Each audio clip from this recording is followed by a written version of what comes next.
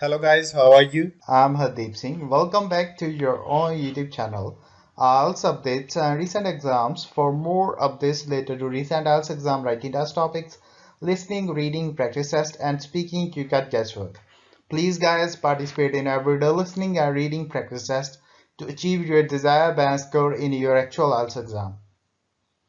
Please hit the like and subscribe button. Press the bell icon for the upcoming notifications. Don't forget like, subscribe and share my YouTube channel and my Facebook page, IELTS updates and recent exams. Part 1. You will hear a talk between a customer and a travel agent. First, you have some time to Look at questions 1 to 4.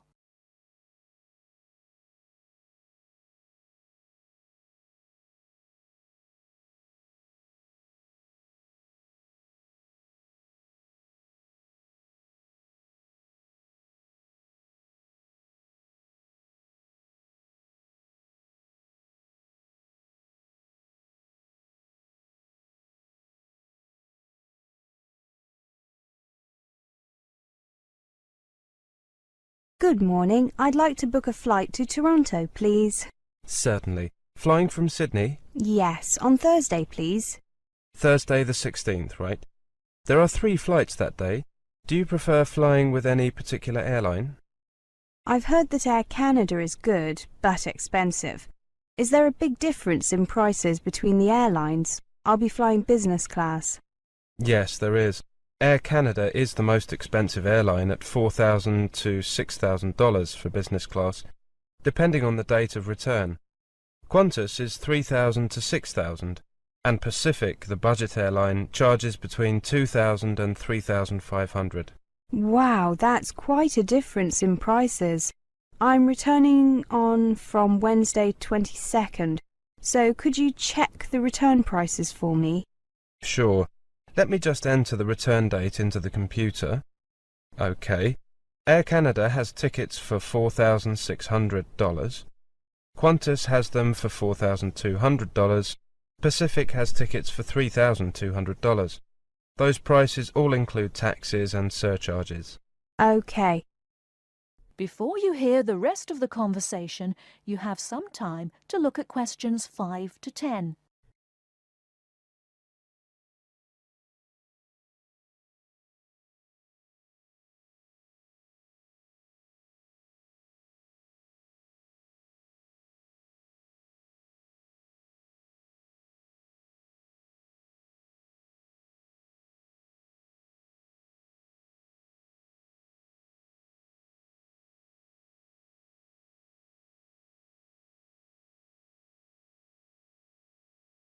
Before I make a decision, I would like to know the departure and arrival times in both directions.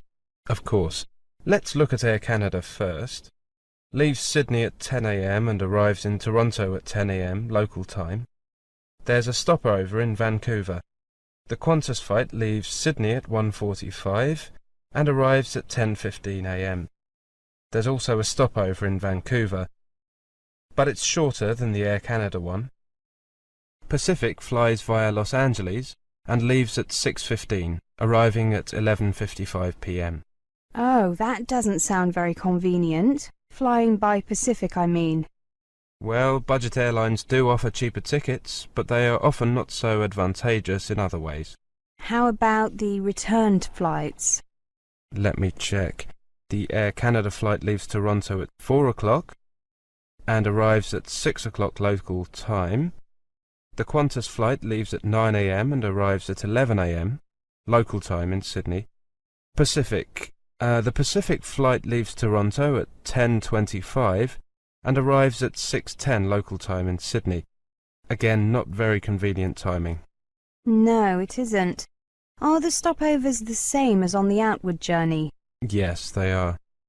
Well, I have a business appointment on Wednesday the 22nd in the morning, so unfortunately I can't take the Qantas flight. The Pacific flight times are too inconvenient, so I'll take the Air Canada flight, even though it's more expensive. Right, I'll book that for you, shall I? Do you have your passport with you? Yes, I do. Here you are. Thank you. I'll just enter your details. OK. Could you just check this printout? Make sure that I've spelt your name correctly and have written your passport number correctly too. Will you be paying by credit card? Yes, I have a company credit card. Here you are. Oh, my name is Reese with a C, not with an S. Oh, I'm sorry. I'll correct that. R-E-E-C-E. And my given names are hyphenated. Mary-Ann, with an E. Oh, you've got that. Sorry. OK. Mary-Ann. Joined together with a hyphen. Is the passport number OK? Yes. Could you give me an official invoice, please? I need it for my company. Certainly. Shall I use the company name as it appears on the credit card, ABC Stocks? Yes. OK, thank you. Could you sign here and here? Thank you.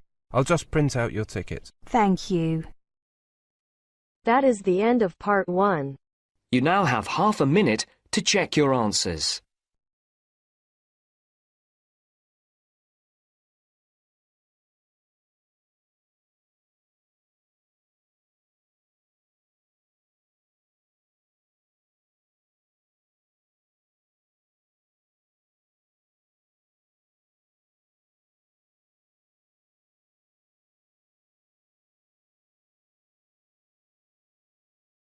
Now turns to part 2. You will hear a monologue. First, you have some time to look at questions 11 to 17.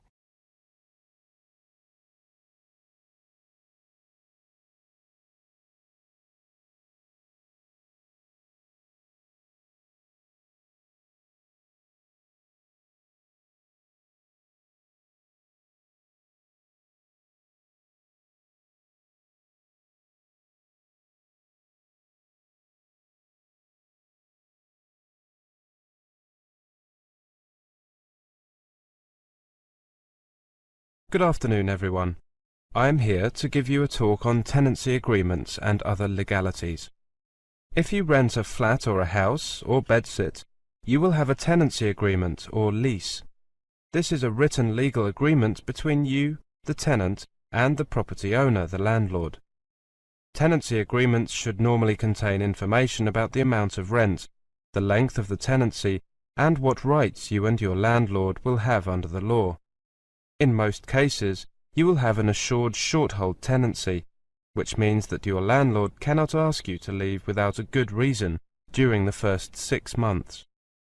Although these rights offer you some protection, it is still your responsibility to check the tenancy agreement thoroughly and make sure you agree with the terms. Do not sign the tenancy agreement if you do not know what all of it means. If you do not fully understand your rights, show your tenancy agreement to an advisor in the accommodation office or student welfare office at your university or college and ask for help. You can also get help from a housing advice centre, law centre, or citizens advice bureau. When you do sign the tenancy agreement, make sure you get a copy to keep for yourself, in case you need to check any details later on. The landlord may also ask you to sign an inventory, a list of all the items in the property, pieces of furniture, kitchen items, etc. If so, make sure you get a copy of this as well. Check that it is correct and that any existing damage to these items is included before signing it. If your landlord does not provide an inventory, you should make one yourself and send a copy to the landlord. Let's take a look at payments. Before you move into private accommodation, you will probably be asked to pay a deposit equivalent to 1 month's rent. Make sure you get a receipt for any deposit or fees you have paid. When you leave the accommodation, if you have paid all your bills and caused no damage to the property, your full deposit will be paid back to you. If you are renting through an accommodation agency, you may also be asked to pay fees for preparing tenancy agreements and administration. You should also keep a written record of all the rent payments that you make, as you make them. If you have a dispute with your landlord, or you get behind with your rent, you should get advice as soon as possible. Before you hear the rest of the talk, you have some time to look at questions 18 to 20.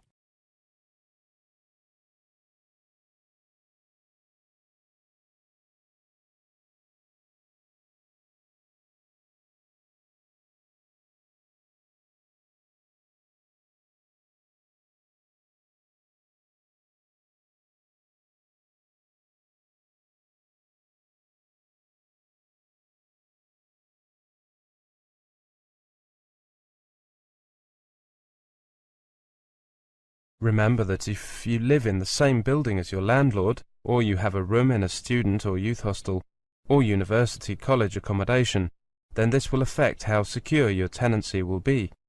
If you do not share any living space with the landlord or a member of their family, apart from means of access like an entrance hall or a staircase, or are a student living in halls of residence, or any other type of accommodation where an educational institution is the landlord, you will have basic protection from eviction. Your landlord will have to end your tenancy first, either by waiting for the end of the fixed term you agreed for the tenancy, or by giving you at least 4 weeks written notice in writing to quit, or through getting a court order. Before you have to leave. If you share living space, for example a kitchen, living room or bathroom, with your landlord or are in a student or youth hostel, you will be what is termed an excluded tenant, which means that you are outside the protection of the UK law which regulates tenancies and will not have security of tenure. All the landlord has to do to evict you is to give you notice, although they must give you a reasonable amount of time in which to leave. If you have problems with accommodation, contact the accommodation office or students' union at your university or college. If you need specialist or legal help, contact a law centre in your local Citizens Advice Bureau who will be able to tell you your rights as a tenant and the rights of your landlord. That is the end of part 2. You now have half a minute to check your answers.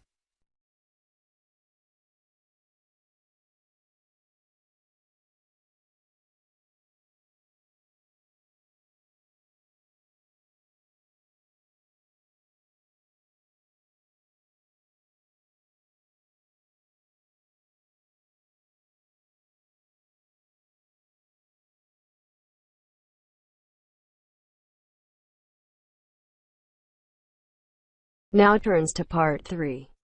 You will hear two students, Brian and Emily, talking about penguins, the subject of their current assignment. First, you have some time to look at questions 21 to 24.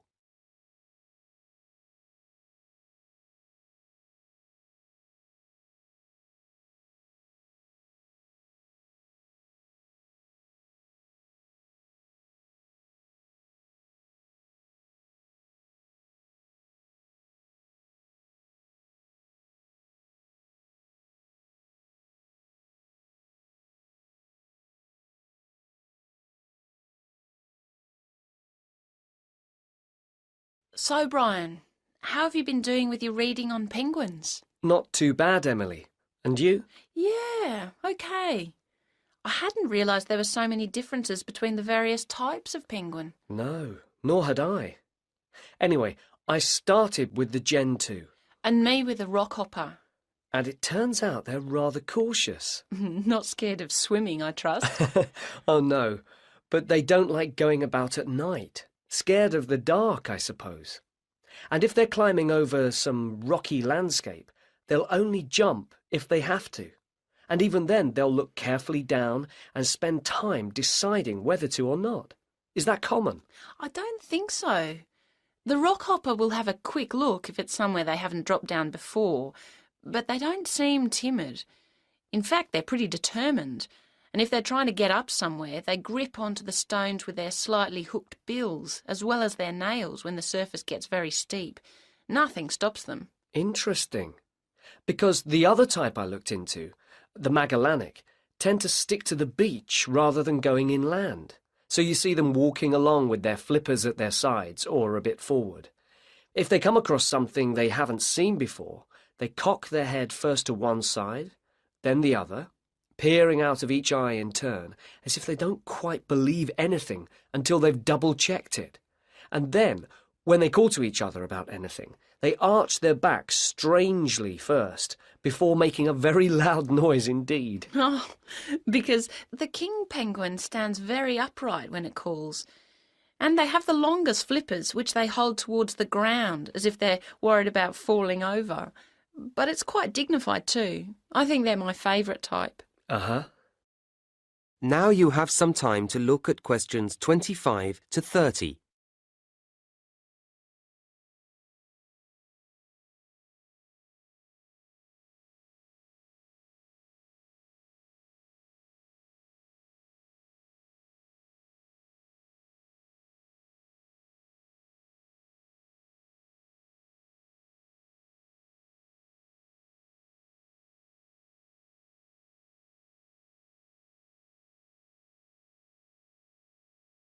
Anyway, there are some things that they all do the same, aren't there? Oh, yes. Eating fish, for example. Well, of course.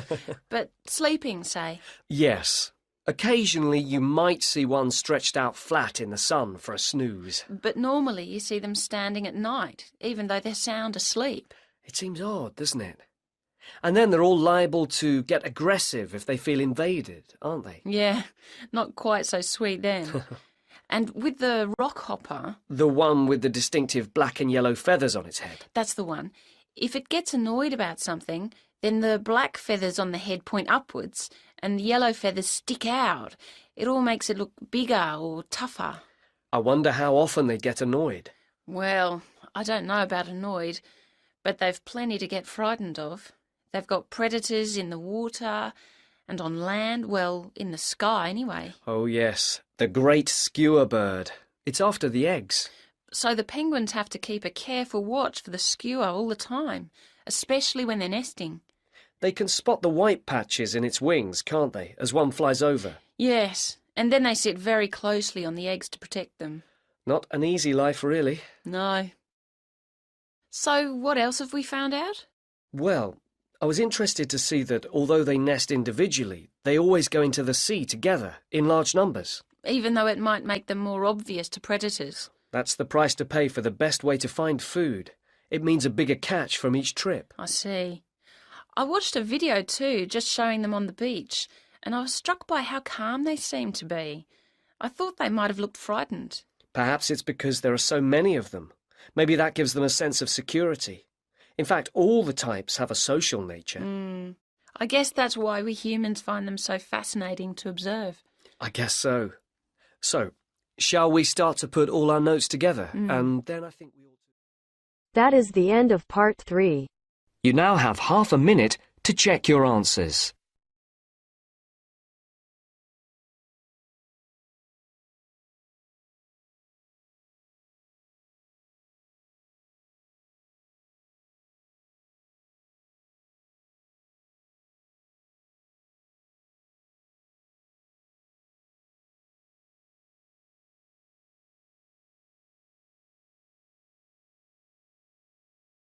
Now turns to part 4. You will hear part of a lecture about issues involved in the management of the growth of cities. First, you have some time to look at questions 31 to 40.